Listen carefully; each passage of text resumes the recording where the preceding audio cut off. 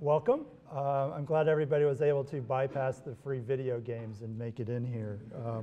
It's a tough choice. I'm very happy to welcome Mr. Thomas Phifer to K-State today for our Architecture Department Distinguished Lecture Series. I have to say, when I first became aware of Mr. Fisher's work, I was struck by it at first sight. In fact, I would like to say I would call it mouth-watering. It's so beautiful, and the clarity of it, the simplicity of it, the sense of light and shape and space is just amazing. So after I first was exposed to it, I kept going to my students and telling them they have to go look at Tom Phifer's work because it's incredibly awesome. And of course, you're hoping that they come back to studio and start emulating that and copying some of those great ideals. And sometimes they did, and it was a very pleasant experience. Of course, I'm not the only one that feels this way. Tom Phifer's buildings have won numerous awards, particularly by the American Institute of Architects. He has 7 AIA National Honor Awards and 12 New York AIA Honor Awards.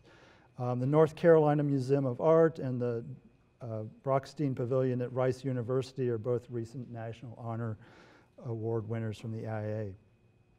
In 2004, Mr. Phifer was awarded the Medal of Honor, the highest award given to an individual or firm from the New York chapter of the AIA.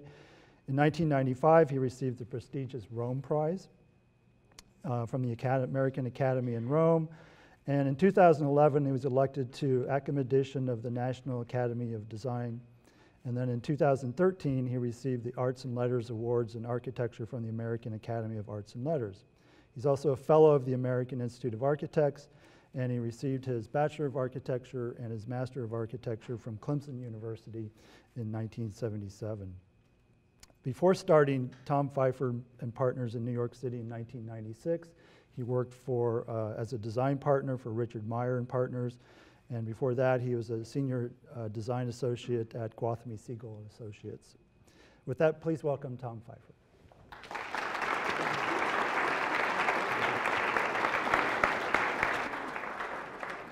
Wow, thanks. It's terrific to give you stage fright.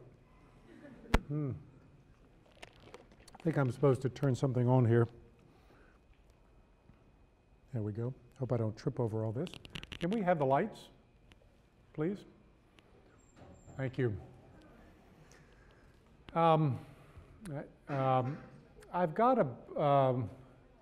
think I've got 3 projects that are built.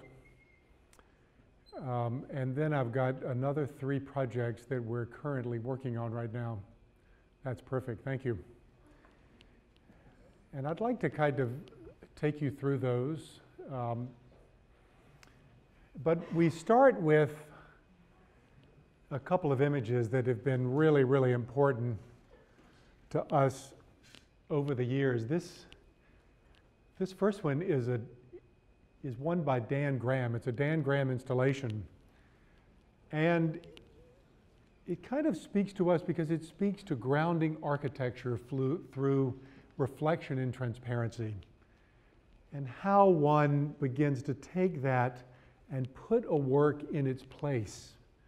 To kind of take a work and through this kind of wonderful sense of marking the passage of time through the light, through the change of seasons, through all of the things that nature gives us, and how to take that and let this work absorb nature. It's really extraordinary. And so we've tried to learn, I guess, a little E.T. And so we really love this and have kind of held this to a pretty high standard. And then this wonderful image that we still talk about all the time. We don't know quite what to do with this, but this is Michael Heiser in this wonderful kind of cut in the earth. How he went out there, this is when I love his work now, but when I really loved his work back in the 60s and early 70s, when he'd go out in the desert and he would just cut a slot in the desert. Kind of this wonderful intervention about kind of going there and dealing with the earth and occupying the earth and allowing its kind of layers to be there, dropping below the datum of the earth there in the desert. It was kind of an extraordinary moment for us to, and we still, you know, there's still a lot of conversation about this image and just how you kind of deal with the land there. And so just to take you through a couple of projects now, this is a house that we finished a long time ago up in Salt Point, New York, about an hour and a half north of the city on the Taconic State Parkway. And it opens out onto this kind of green lawn there, very small house, only 1,800 square feet or so. And to the right over there is a little pond. The house, we thought, against this lawn, we kind of pushed it back towards the trees. This happens to be the western side. The eastern side is exactly the same. And we wanted to give it a kind of a monumentality. We wanted to have a presence on the lawn, a very simple presence. But we wanted these stainless steel walls. This house had to be built for very little money. We wanted these stainless steel walls to not only work to give this facade a kind of heroic nature, we also wanted it to begin to blend with the surroundings. So we let the light and the change of seasons and the color of the landscape begin to get absorbed into the house. And we also wanted these walls to work environmentally too, because we didn't have air conditioning here. We only have natural ventilation and radiant heat in the floors. And so this is the way the facade ended up. It is a perforated stainless steel that we bought very, very inexpensively in Germany. I think all the stainless steel on this house cost $10,000. The gentleman, the project architect in our office, has to be applauded for doing this much research to find a material like this that was so inexpensive. But we perforated it, and we wanted it to just blur the landscape, to just slightly and softly let the landscape get absorbed into the house. And then we began to experiment, one of our first times here, with this kind of color that would come up from the grass and trees that would begin to very softly, not in a harsh way, but very softly begin to kind of take nature and accept it. So this kind of seemingly hard material, we learned, could get to be very soft there sitting in the land. And we also wanted a kind of holistic reading on the inside. So the entire interior is made out of what we call apple ply, which is maple face plywood. And it's that way on the floors, walls, and the ceiling. And then the actual weather layer is just a black lumber that's there. So that these two stainless steel layers, they sit about 3 inches off of the facade. They collect the radiant heat. They allow these stainless steel works to get hot, and the air just draws up into the cavity. So a very small percentage of that heat from the sun actually comes through and hits the layer there that is the black wood. So these layers on the east and west deal with the harshest sun. We also wanted to make in this little tiny house these 3 very tall spaces. These are actually, you know, very, very small little spots, but they're very tall. And it goes from this one at the front door to this one in the middle of the house. This is right above the kitchen. It's a great story. Their dog still doesn't walk across the floor. He's a little spooked out after 10 years. Still, he just does not take he comes up the stair and lives on the other side. So I guess that perspective, it's not really a family house. We bought these really inexpensive skylights at Home Depot for very little money, and you just flip a switch and they pop open, the windows are open, and the house naturally draws through. And then on the very end towards the lake, there is this double height screen porch that actually does the job of screening the southern sun there in the summertime when the radiant heat matters there for the house. And that is kind of a vestibule to the landscape. It's kind of scrimmed slightly enclosed. You can see the way the layers from the screen to the outside screen begin to open up and make kind of framed views of the land. There you can see the little attachment. We had this piece extruded there, just a very simple aluminum extrusion with these little clips that fit in, and the stainless steel is just riveted right on. And there's the house as it kind of sits there on the lawn. Secondly is this little building that we did at Rice University that is, when we arrived there, we really loved two things. One were these Cram and Goodhue buildings that were there. These buildings that were built around the turn of the century that naturally ventilated. They used thick walls, they used arcades, they used the kind of tools to make an environmentally sensitive work there that dealt with that climate. And then they planted this beautiful kind of campus-wide grid of these live oak trees, which is the landscape of Houston. It's the thing that kind of knots it all together and unifies the city, and it certainly unifies the campus at Rice. And so when we started, the president had only been in office for a year, and he noticed that all of the students were going to the perimeter of the campus. They were going out to their colleges to have dinner, lunch. They were studying there. They were just not coming to the middle. They were not meeting together. And the president didn't really know what the program of this building was, but he wanted to make something right in the middle of campus, right at the crossroads. This is the entrance into the library, where people could just come together.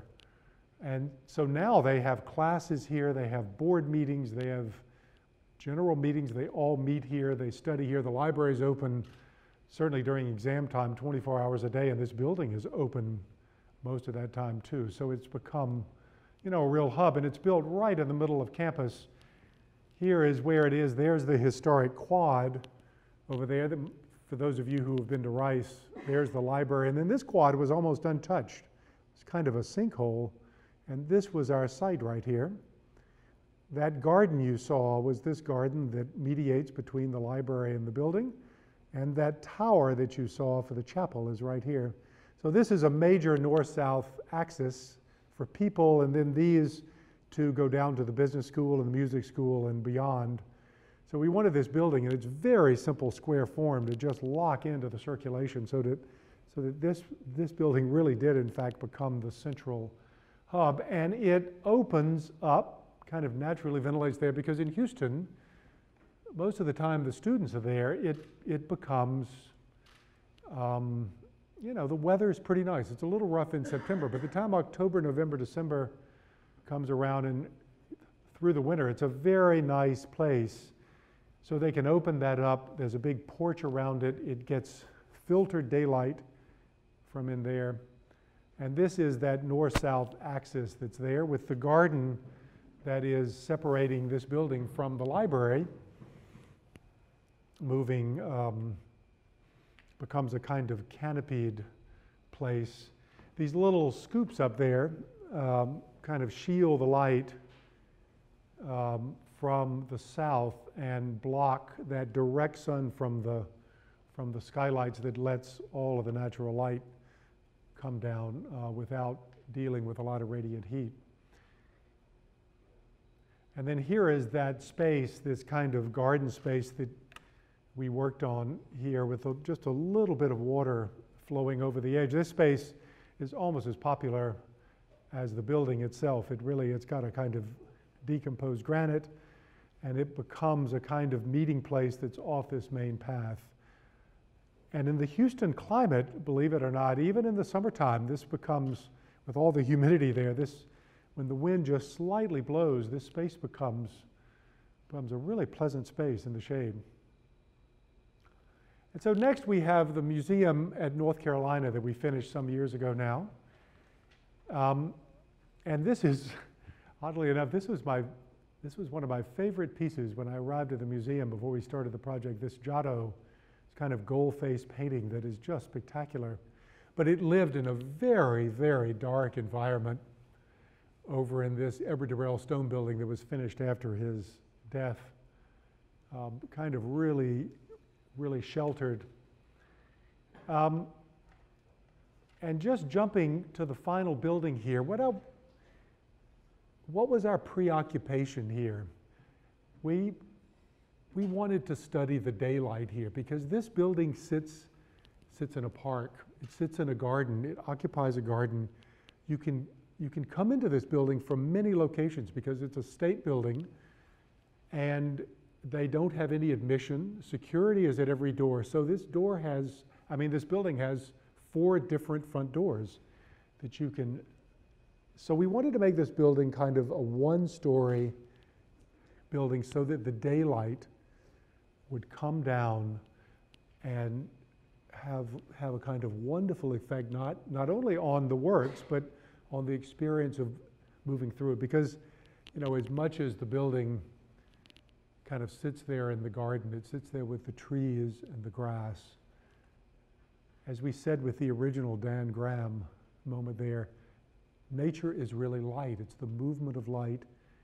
It's the changing light. It's the poetics of light to mark the seasons. And so if we could figure out a way to bring in a beautiful sense of controlled daylight, that would really, really enrich the experience. So we worked for a long time on that, and along with probably 20 other daylighting works that have been done. I'll just single out this wonderful building by John Soane, the Dulwich Gallery in Britain. And it shows that one can bring in top light. And what you learn from this is that the further it has to fall, this wall will be evenly lit. And I've never been in a place where it just completely glowed. The other thing you can study here is the way as the sun moves around. It doesn't cast direct rays on the walls, but you can feel the movement of the light. If you come in the morning, it feels completely different than if you come in the afternoon. The focus of the light changes as it marks the day. And that was a really important lesson to try to understand that we've been working on with several museum projects, that if you layer it up like so many museums are, where the light is just completely dead, you get the light, but you don't get that ever-changing light that could begin to define the spirit of the place and the spirit of the experience with the works. And so here's the final solution at North Carolina, and the louvers up there, and this coffer that we worked on, where we pitch the top, we allow the light to very slowly come down and wash the walls. We also paid special attention to the kind of composition of this exterior wall, because in North Carolina, it is extremely hot and humid out here, and this picture is sitting on that wall. And so we had to pay very special attention to the composition and the insulation, getting the humidity out and the temperature to the proper level. And so we wanted to get the appropriate amount of light in the building, but we also wanted the light to move. And so we developed this little louver up here that works at kind of a micro level. And it comes in, it bounces off, and it bounces around so that actually one side of the room in the morning is different than the other side. And the light really does move around. This is the skylight that's there that cuts out the UV rays and cuts out a little bit more of the quantity of light as it's coming through. And then this final layer that's down here is developed in 4 different translucencies. And those are for the 4 different types of work that are in the museum. Sculpture can handle a little bit more light. There are works on paper there that can handle very little light. So those come in 4 different transparencies. And those weigh just a couple of pounds each, and they can get put up into the oculus and live there so that the museum can have the flexibility to change the lighting situation. We worked with Ova Arup for probably a couple of years to develop a lighting budget. There's only so much light that each one of these works can take. And they really got to the point where they could predict on every day what the average was in terms of the daylight there and how to develop this daylighting budget, which led back to what kind of glass in the skylight, to these scrims, to the density of the louver. Everything got tuned to these calculations that Arup made. And here is just a day, many, many sheets of this, a day in May that takes you through. And what we were really curious about is getting a consistent reading on the walls, because 90% of the museum has pictures. So we wanted that even light to fall on the walls. And so we developed in Rhino over a pretty long period of time, working directly with Arup, what this, we call it a coffer, what this kind of coffer shape should be, so that the light would fall and come down on the walls, so that there wouldn't be any kind of shadow spots there. So this thing was really shaped in a way that would deliver the light over to the walls in the place that we wanted it. And it's right in the middle of the room and not over close to the wall, to give the works, some of the three-dimensional works, a shadow with very, very soft light. And here are those things. We actually found somebody in South Carolina to make it, so the shipping was very close. And these shells are only 1/4 to 3/8 of an inch thick, and they're 27 feet long, 6.5 feet wide, which goes along with the lighting grid. When the lights need to come on at night, that is the lighting grid, and it spans 6.5 feet in the other direction. And then just environmentally, this is our environmental moment here with the museum. And most of the energy savings, oddly enough, because it's hard to do in a museum, you can't have natural ventilation because of the humidity. You can take in the air from the outside, but it's got to get treated, which takes energy. But we got most of our savings here from two things. One, we stratified the air. And secondly, you were able to turn the lights out. And I'm sure you all know, when you turn the lights out in a building, that's an enormous amount of the load, the total load. And we also got shaded light up here, so it wasn't direct light that was coming into the museum to kind of heat it up with radiant heat. And we also store the water. We take the roof water, we store it, we use it for the irrigation, for the pools, for the restrooms, and we're able to recycle all of that. And there's a great kind of environmental story behind the museum, because of course, as much as it sits in the park and the garden and dealing with nature, we wanted it to kind of land lightly on the land and use the land there. And so just to take you through some of these photographs, these beautiful photographs that Iwan Bond shot here, just kind of the ambiance of the building. It was done in a way as one big open loft. This goes from kind of the works of the Greeks and the Egyptians and the Romans all the way up to contemporary works. And we wanted to kind of take all of those. We worked really closely with the curators to take all of those works and kind of melt them together so that it's kind of one building. And the director made a wonderful choice here to just whitewash the building so that it has a certain kind of equality to it, so that all of these works are not hung on kind of period walls, but they're hung on the same wall. It gives it a certain continuity here as you move through time. Here are the Rodins that kind of move into the American collection. All of the air comes in through a little slot in the top right here. All of the ducts are in the wall, and the return air comes into a little slot. We worked with the building inspectors here for almost the duration of the project to work as closely as we can to try to limit the exit signs, the smoke detectors, all of that stuff down to the bare minimum, and to try to manage it so that it's really a building about the works. Because it is that moment when you're standing there and you have that moment, you want to kind of limit and free yourself of all of those distractions and deal with the light and deal with the works. Here are these kind of this beautiful collection that was hung there in the building. There's an exit sign. This is the American collection there with the little sculpture and paintings. The maximum here for paintings was about 35-foot candles in the summertime.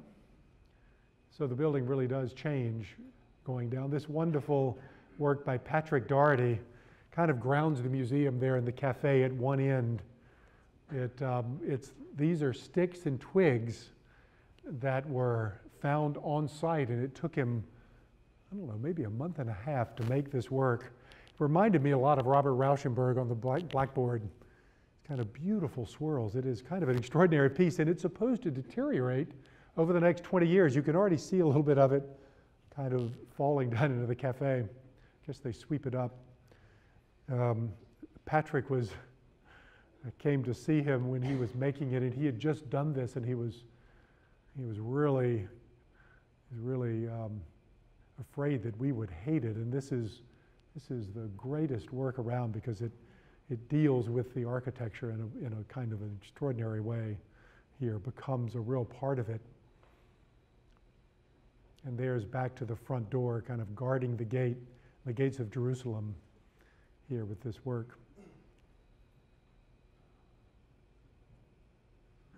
And then back to these gold-faced paintings here that we loved from the old building, putting them in scale. This is one of those, they have about 5 or 6 of these little places there in the building that open out onto gardens that are kind of resting places. They're quiet resting places before you go here in the Judaica collection.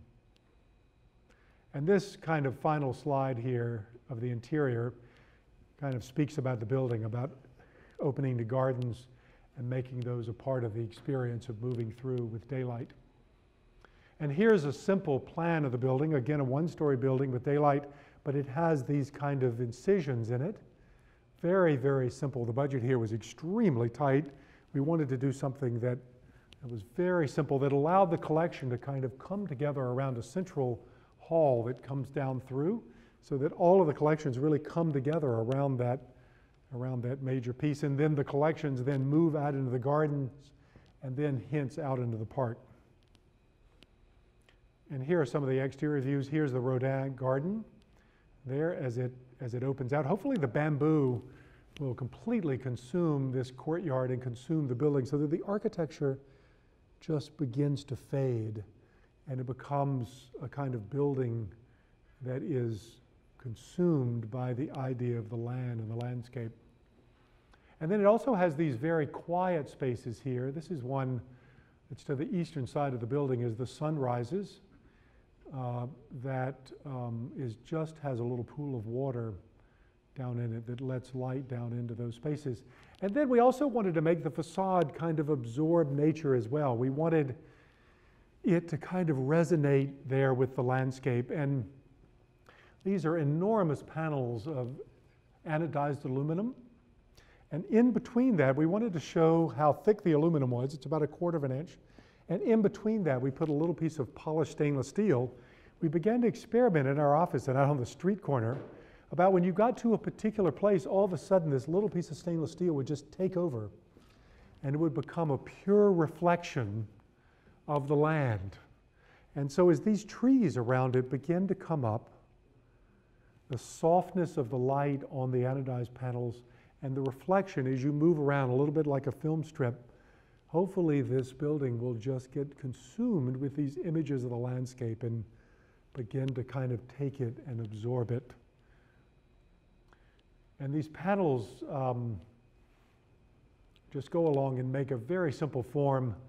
It goes back to the simplicity of the form again, and allowing the materials to really resonate here on this very simple form. Sits down here on the land. That's the way it kind of turns the corner. That's the kind of height of the panel there. It's about 24, 25 feet tall. And this is the canopy that's going into the building there. And of course, barring kind of a line from Dan Graham here, we wanted to obviously scale the experience down as you walk through to the front door. But using these reflective and transparent surfaces, we wanted it to begin to kind of softly bring nature into the experience, but in a kind of rich way. And so it's lined with these kind of larger pieces of glass that has a slight hint of reflectivity to it as you move through. And then in some lights, like when the light is on it, it becomes completely reflective. And as these big American elm trees start to sprout there and grow, this entire piece there will just be filled with green. And some of the pieces of glass then, when the light's not directly on it, become slightly transparent again.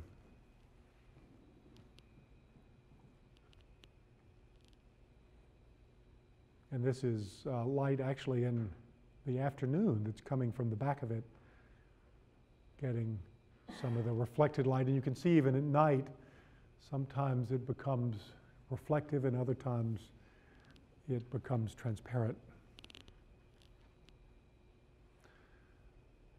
And so now to move to the three projects here that we're working on right now. We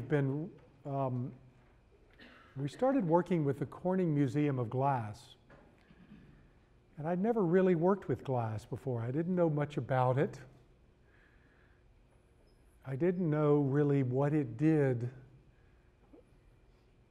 with light. And I didn't really understand yet what happened to it when you wanted to look at it as a work. And so we started off kind of very naively. We just went over to Arup's office and we took an object there and we put it into the computer. And what it taught us was two really, really important things. One, that glass needs an enormous amount of light. Needs a really enormous amount of light so that the figures of the glass,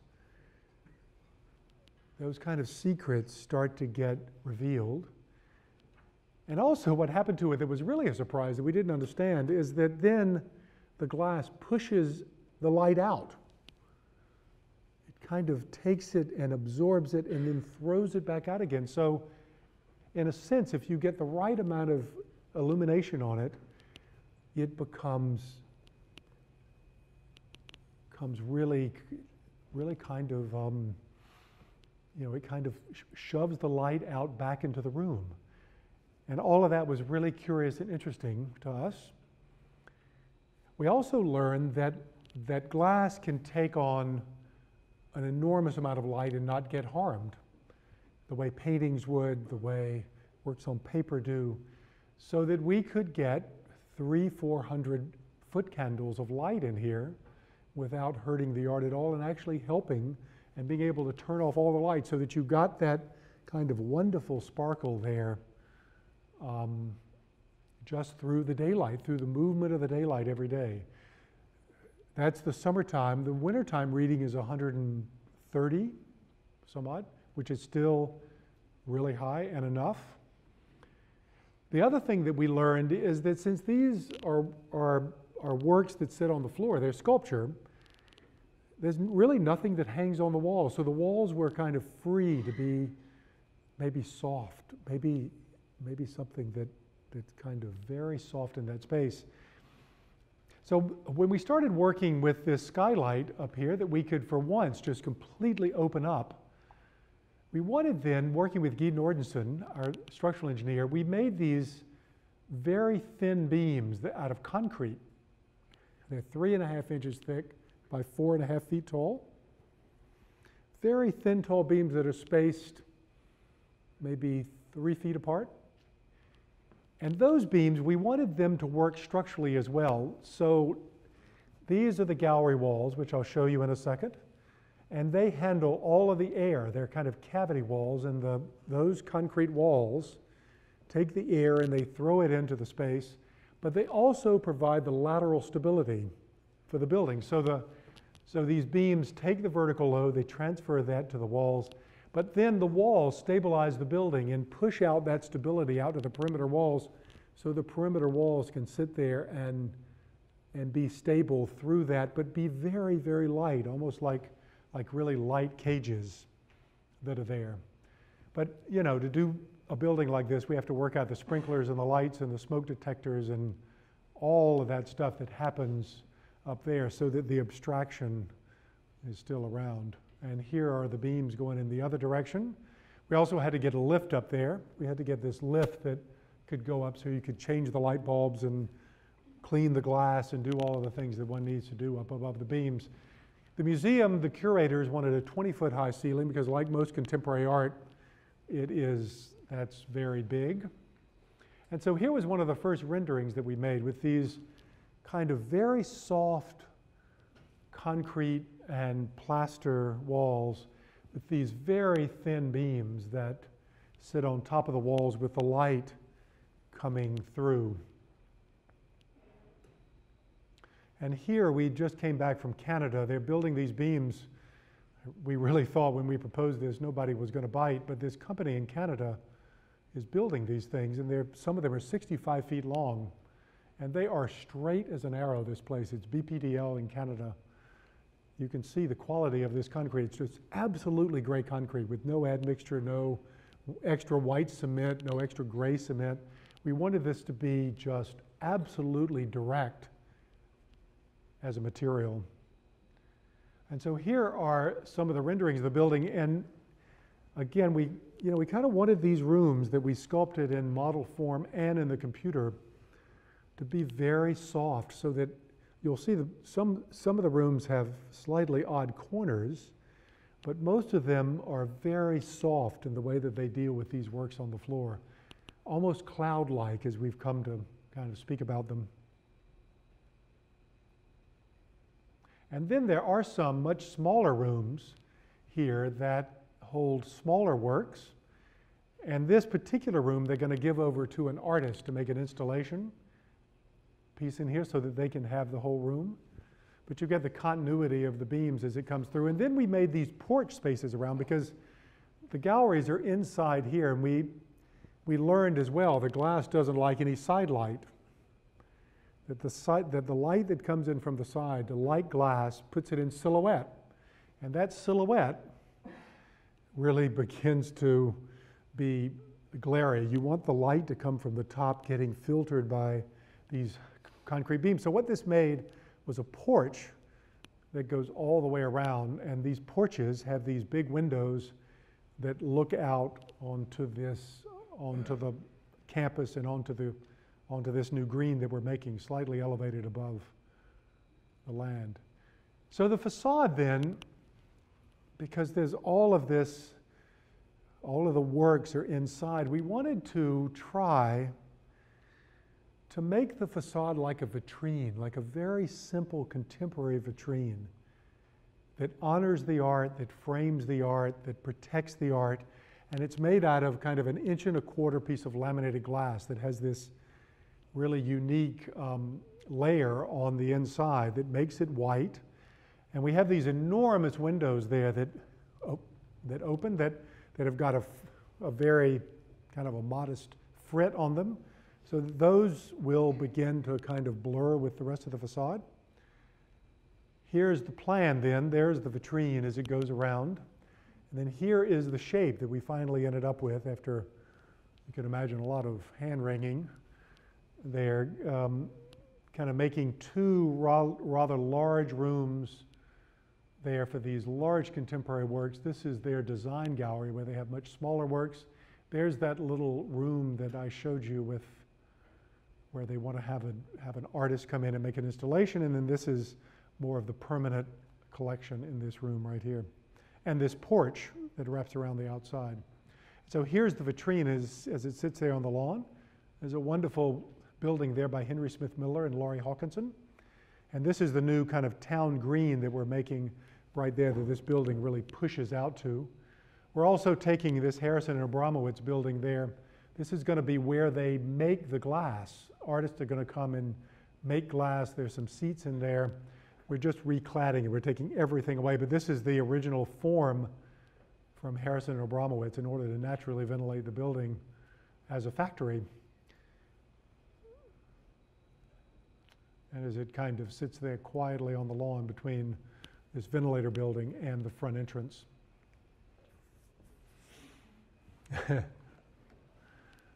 So here we go to contemporary art.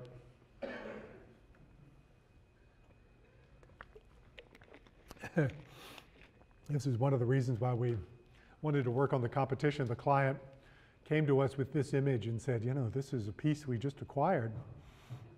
And this is done by two Swiss artists, Fischli and Weiss. You should look up their work. They are absolutely extraordinary. When you understand the Swiss, you understand their sense of humor, and these works are just extraordinary reflections of that culture here. And so this museum houses modern and contemporary works, like these wonderful works that were done by Cy Twombly from the 50s, where they took kind of pieces from a garbage can, and he got a lot of Elmer's glue and kind of squished it all together. These pieces are incredible. And one of the buildings that I'll show you houses 6 of these. And then this wonderful studio by Jason Rose that was his studio at his death. Has an extraordinary story behind that I don't really have time to tell, but it's really an extraordinary work, and this will be in another room, another building that's there, kind of a reflection of, I think, the spirit of Los Angeles. And then Charlie Ray, one of my favorite artists in Los Angeles, he makes these kind of solid castings. He had that great piece in Venice a couple of summers ago, if you guys know it, piece with the boy and the frog, made out of solid stainless steel that's been carved, and that tractor is solid aluminum that's been carved. So are the tractor tires. And so this was the first picture that we took when we arrived at the site. One of my colleagues back in the studio just put this together very quickly. This is the kind of landscape where the museum is. It's about 30 minutes outside of Washington, D.C. And it has this kind of beautiful, bucolic landscape. And what you can't see here that's really important, there's some barn buildings that sit right here on this beautiful knoll that's there. And what he immediately did, just after he made that, is he did this, which I thought was a really wonderful thing about kind of framing nature and the land and trying to honor the land with these kind of framed views. And here is one of my favorite pieces that Robert Irwin did. This piece, he was kind of given this room and said, you can do anything you want to in the room. And he came back and said, no, I don't want to do anything to the room, but I want to cut a hole in the wall. And so we cut a hole in this wall, and it frames the landscape, and it's incredibly poetic. And so here we are. Here is this big field right here with all these trees.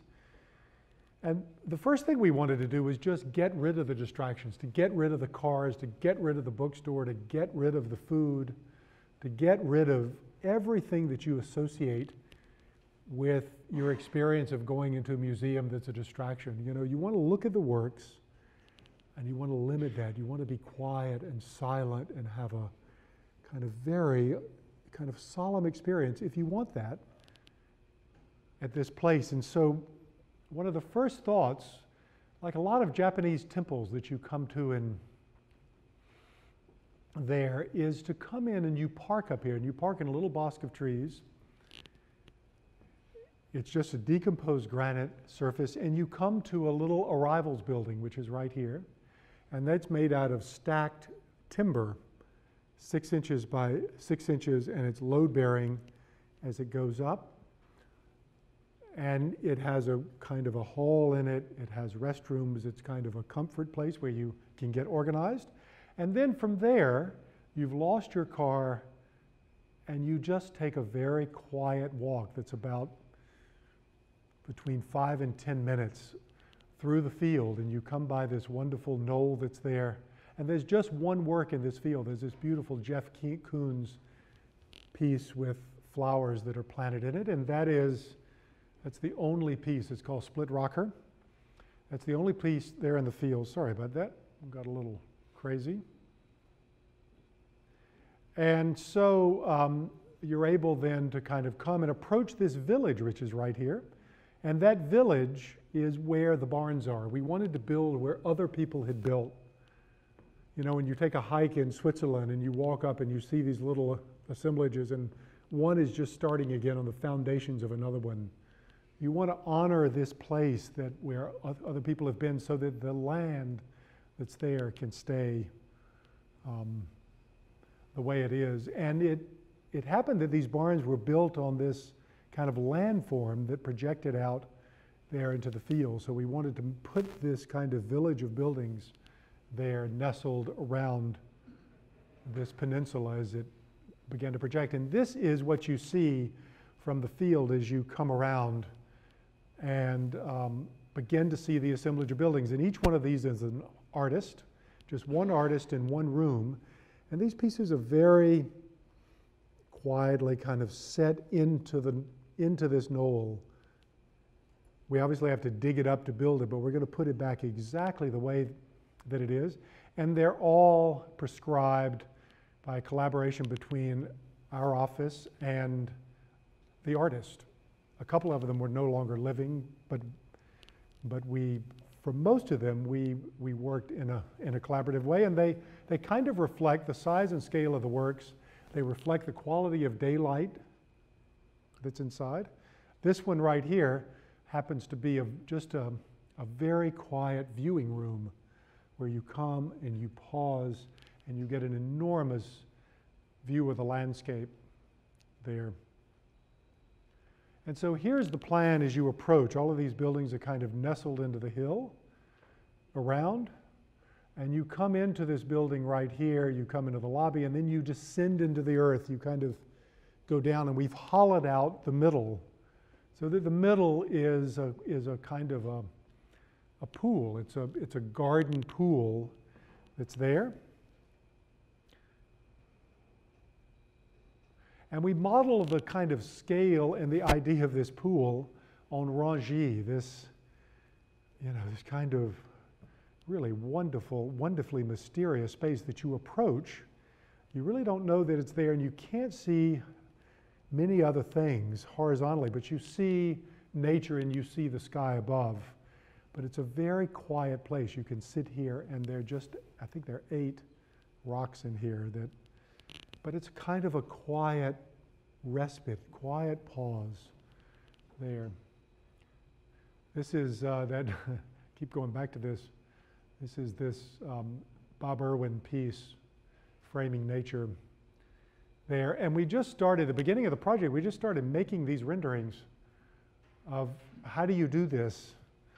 How do you frame nature in these big kind of art spaces? I'm not sure we have one space like this, it's in the cafe, but this didn't hold true for a lot of the artworks. But we started this way. We also started just taking the roof off of some of the buildings and seeing the sky and the changing light as it began to slowly filter down to where the works were.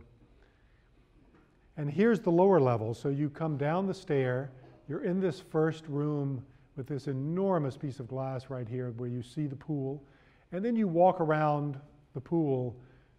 There's the changing gallery, and the artists are around. There's that little viewing room right there as a respite when you're just past the Jason Rhodes room, probably the heaviest room there. And it's a little bit like the Louisiana, for those of you that know the Louisiana, where you can have a work and then you can take a pause and then have another work. And then a lot of these rooms have fairly large windows that are at the end where you can frame nature. So it's a thought of seeing a work, seeing the land, and then going back and having a very quiet moment in preparation for going in to the rooms.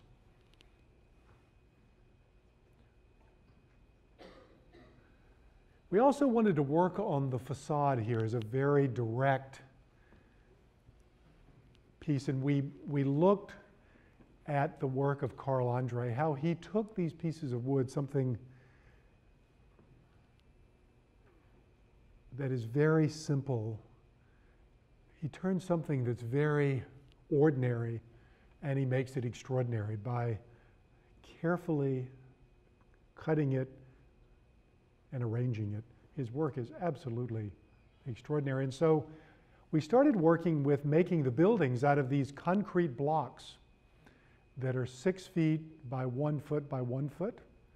And they're load bearing, and they're just seemingly dry stacked all the way up. In some of the cases, it's 55 to 60 feet tall. And we wanted to make it out of absolutely gray concrete. There are, I don't know, 18,000 blocks on this job, and they're being made over a 2-year period. And I'm sure you all know that with concrete, if you change the humidity, you change the temperature, it just happens throughout the year naturally, and you begin to get this wonderful variation, this wonderful kind of sense of gray, absolutely gray mixed concrete. So the buildings will have their life from the kind of process that they're made. And we wanted these buildings, these really simple buildings to kind of embody the spirit of this material. It's a little bit like Corning. We wanted that glass to embody the spirit of that form. So the form is very simple. These forms are very simple, but we wanted the material to have that voice, the voice of the project. And so here's the way that it's used inside. It's kind of stacked up. There, slab is at the top, concrete, there's a concrete floor. These big rooms are for contemporary works there, and on the outside, they simply live there in the landscape, kind of rising up. And then as you begin to move around the building, these volumes change a little bit on the other side. There's that big window coming out of the changing exhibition gallery. This is Michael Heiser's work that is open to the sky. There. We started making some of these renderings there in the office that just kind of dealt with the kind of assemblage of these, and working with the curators, who were basically a husband and wife, as you moved around. These were some of the early studies of the front door of the building, just making a very simple cut there into the form. And these were some of the early, before we knew how to make it, we made these kind of very simple, kind of cubic, almost a Renaissance cube there that was about 24, 25 feet. And we just cut a hole in the ceiling, a kind of oculus there, kind of very simple, direct, that would allow for these spaces to just be as absolutely simple as we could make them with daylight. Every room has daylight in it. And you can turn off all of the lights here all day long until it gets to be nighttime. And so here is this taller gallery where Ankarara lives. And we talked with him about making this very tall space. It's about 24, 25 feet square, with this concrete oculus there at the top that lets the light really filter all the way down to the bottom. So this one's really wide open to get a lot of light down there where the works are. And then there are some of the other ones. This one happens to be the Bryce Marden room with a big concrete hole in the ceiling. Again, working with him on the size of his work and the quality of light in here. And you can see now we're beginning to put in the window there that begins to look out onto the pool. And we wanted these buildings to just get embedded there in the landscape, very tough. They're having to do with the land. And here's Michael Heiser's room. Michael worked with us very closely to define the height of the walls and his work, and he just drops these solid steel members in there that rust eventually, that live in this hole. And this is this little viewing room that's lined again in kind of stacked Japanese cedar, that you look and see the knoll that you walked around when you entered as a real pause there in the experience, a kind of calming, hopefully a calming. And these were after about 6 months into the project, even before we understood materiality, we began to look at this passage that you move around to get to each one of the rooms, and we thought that there was something interesting here about the quality of light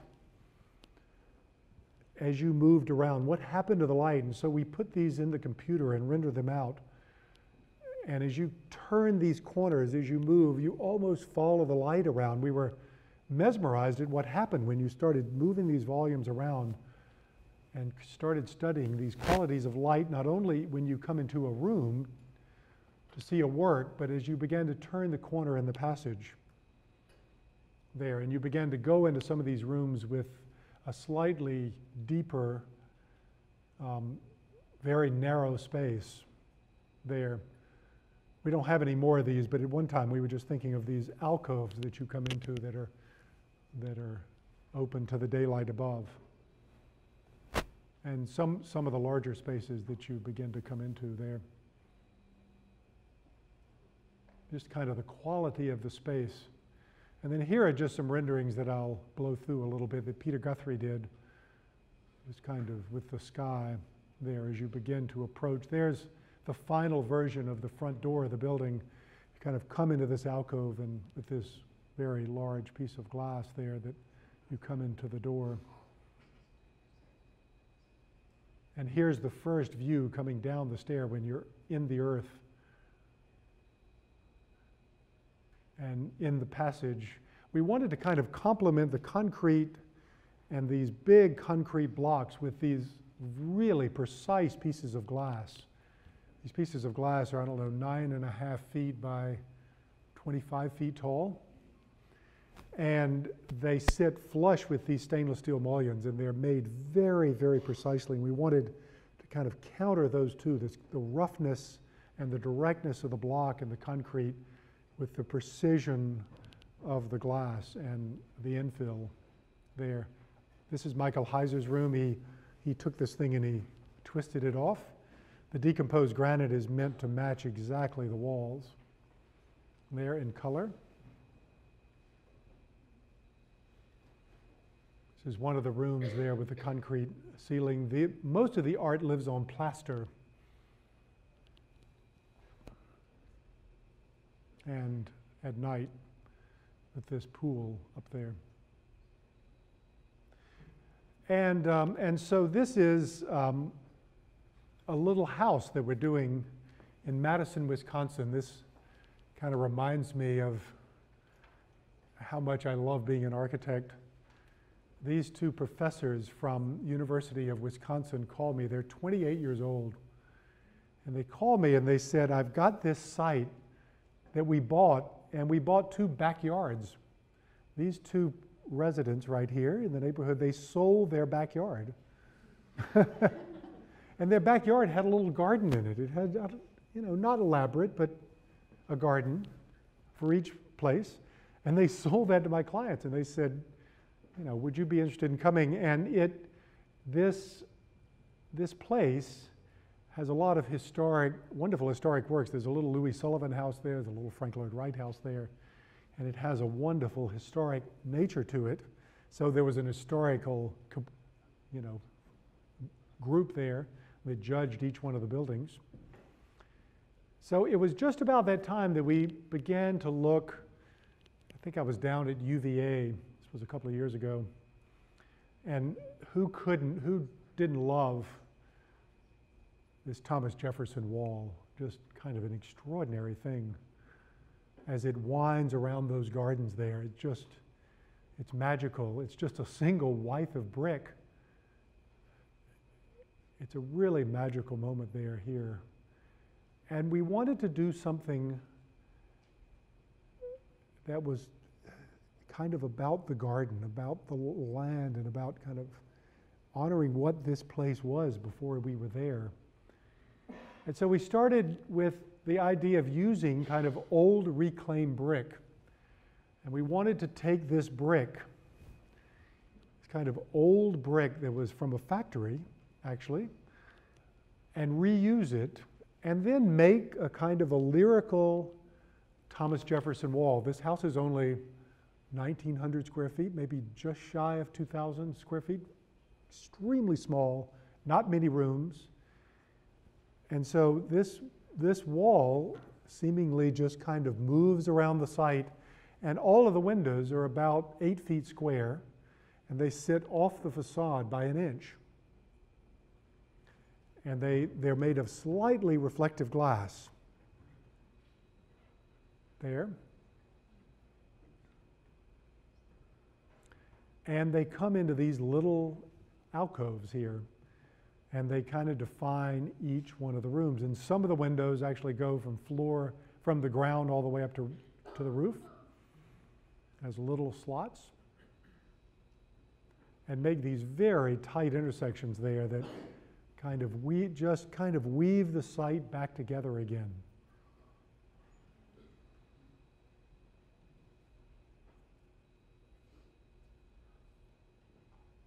All just a little bit different, but all kind of the same.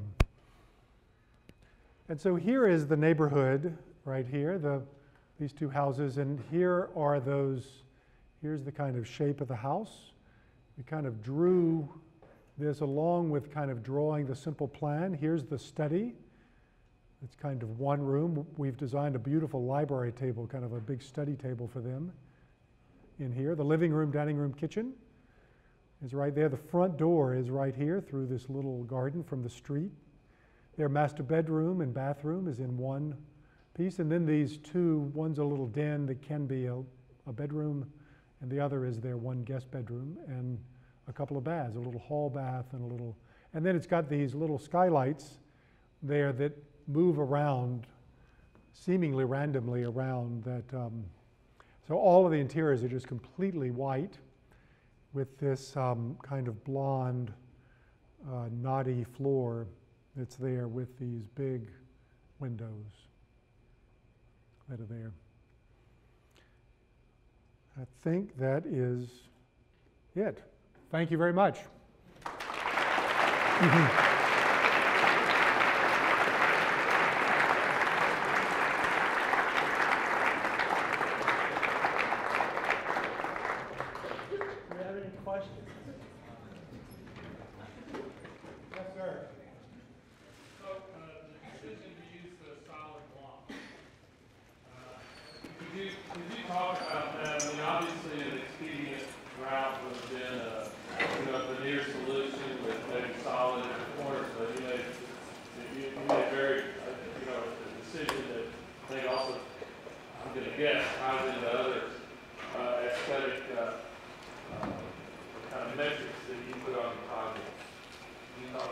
Well, that project,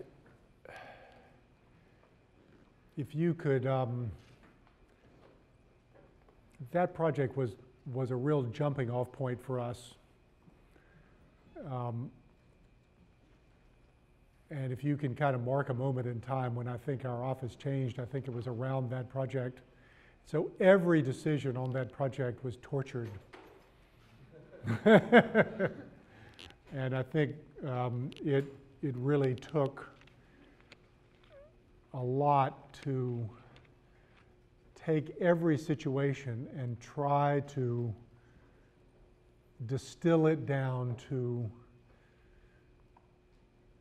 something that kind of resonated with the kind of heaviness and simplicity of the buildings. And I think we must have tried 10 different facades. I mean, using different materials, wood. We tried a concrete brick that was much smaller, that was the size of a brick, but we stacked it up without any mortar. You know, just a lot of different materials there but we wanted the material to resonate on these simple forms. And it took us a very, very long time to come up with that one. And also to come up with a size. We must have had 10 or 15 different sizes for that block. If it got too big, it began to look like a precast panel that you were stacking there, that what most people associate with a veneer. If it gets too small, it begins to look like a kind of brick veneer building, you know, that also has particular connotations to it. So we arrived at that block after we looked at some of the buildings around San Gimignano and some of the kind of load-bearing historic buildings in Rome, some of the kind of stone sizes that they used there that people could carry out. I mean, we just kind of looked at everything, and that was the final. But we finally, I mean, that one little slide there of Carl Andre was extremely important to us. We studied him forever. We read his books, we read his lectures, trying to understand what he was about, how he could just lay these bricks on a floor, lay the copper on a floor, stack up wood. What was that about? We couldn't quite get to the essence of that. I'm still not sure. It's like the Michael Heiser image. I'm not sure we can get to that. It's pretty heady, but that was what we were trying to kind of do there. Ordinary to extraordinary. Yes? Yes. I actually saw you present a couple of years ago. I think something that I saw in your presentation that was really spectacular was this kind of continuity from your work, which is very phenomenological. It deals a lot with materiality and the response to the environment, and seeing the computer imagery that you're using in practice now has that same quality to it. So maybe you can talk a little bit about how that relates to your practice and how you're using that to communicate with clients. That's a really good question because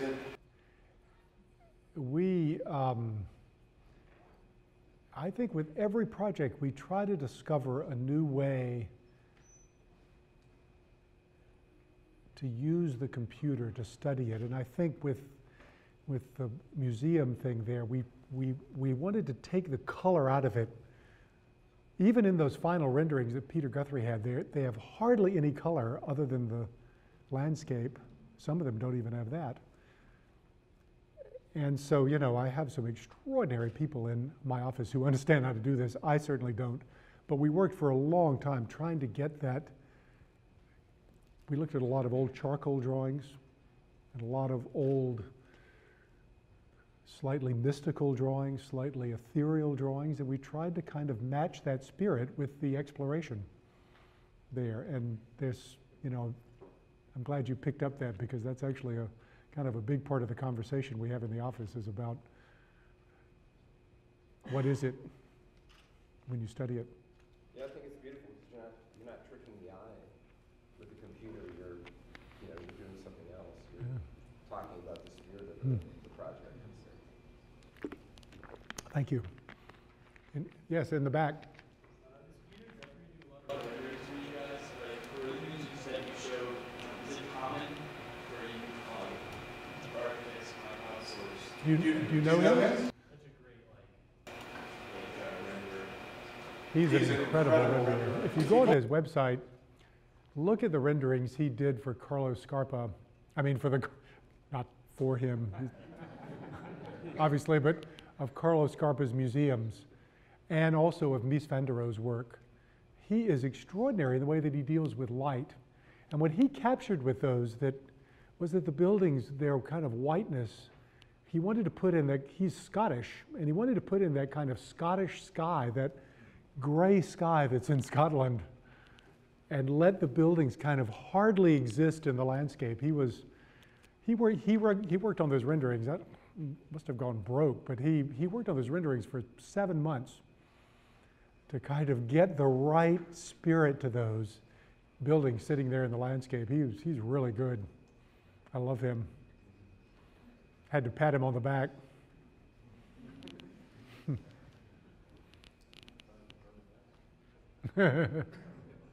Yes? I had a question about the pouring glass. The exterior is just extraordinary, just how the glass just looks almost hermetically sealed all Right. around. Right. I wonder if you had any, if you were willing to give any secrets of how you kind of make that work so it looks. Well, I think there's one secret, it's Germany. The Americans, this is just way over their head. Those pieces of glass there are 10.5 feet by over 20 feet tall, and they're laminated, and they make them so that the joint is a little over 1/4 of an inch between the panels, which, if you understand that technology, is just nothingness. And they've developed this sheet, this plastic sheet that they're using 2 layers of that goes in between the 2 pieces of clear glass. Never seen anything like this. And they put it in there, they laminate it in there, and it just turns out to be the whitest thing I've ever seen. It's really, really white. And what I love about it is that it's very thin, and you read the slimness at the corner, and you see it from the inside too as being very thin. And I love the kind of slim vitrine that the thing has. It has a kind of, but it has a weight, but it has a very thin materiality to it. It's pretty loaded as an object, I think. We've been trying to figure out exactly how to deal with it still. Hopefully they're going to make it. Yes? Yeah, could you describe kind of the transitional point from when you were working with Meyer to when you decided to go out on your own? If there's any kind of anecdote. It was really hard.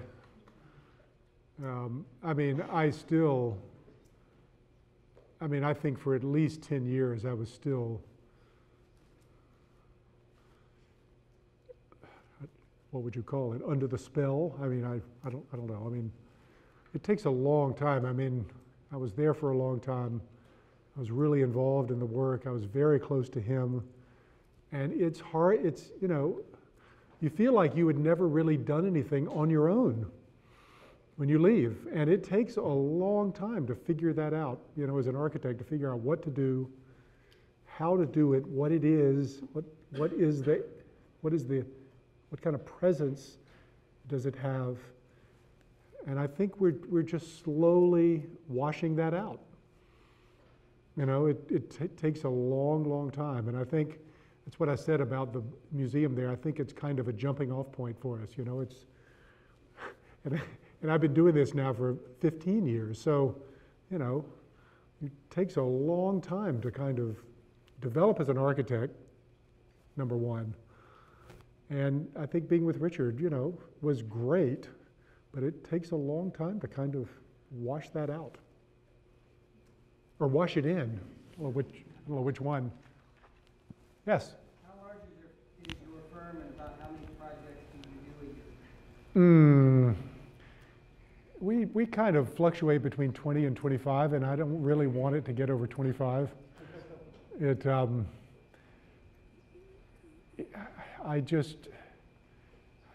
just don't like. I like the kind of size and scale it is, and we have some terrific people there, so we're able to do large projects. They have a lot of experience, they can do a lot of work. But when it gets over that, I just feel like I've lost control of the office, and I just don't want it to get any bigger. It's kind of a personal thing more than anything else. And I just, I like to do the work at that scale. It's just something that's always worked. Yes? I just wanted to tell you that I was very happy to see that in spite of this beautiful work that you showed us, that is connected to art, which is, I think, the commissions that all architects look for in general. It's like the dream, to do artwork related to art. You suddenly get a call from these 2 professors from Wisconsin. And I really love the idea of the house, how it's there but it's not there, and the connection to the wall that you showed us of Virginia. Yeah. So how do you, I think this question is about what work interests you more, and if it has to do sometimes even with some kind of a connection to something that is out of bounds, like somebody sells their backyards, and does that get you going into a project? It's funny. After making architecture for so long now, it's very delicate. And some projects, quite frankly, just don't go well. It gets down and it gets a little funky, and they want to,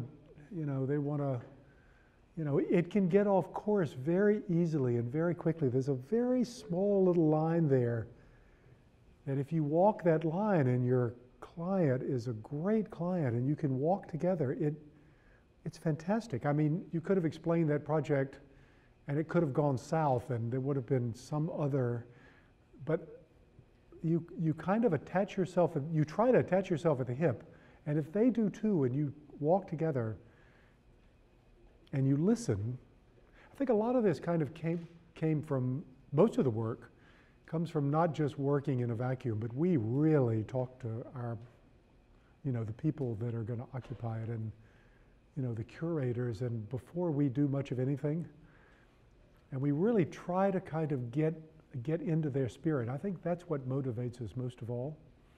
It's the husband and wife on that larger contemporary museum. I mean, we were attached at the hip from the very beginning, and they were sympathetic to trying to find something that neither one of us understood. They really wanted to learn about this investigation, about how you deal with housing their collection in a rich way. And sometimes it works and other times it gets off the track. I won't show the ones that got off the track. But I just love the two professors that called. I mean, that is, you just thank your lucky stars. You're an architect. When you deal with two spirited young people like that, they're just so free, and they want to work with you, and it just kind of almost brings tears to your eyes that, you find somebody like that on such a tiny little thing. It's kind of really wonderful. Very, very sympathetic. What were they professors on? Political science. South American, not American. All right,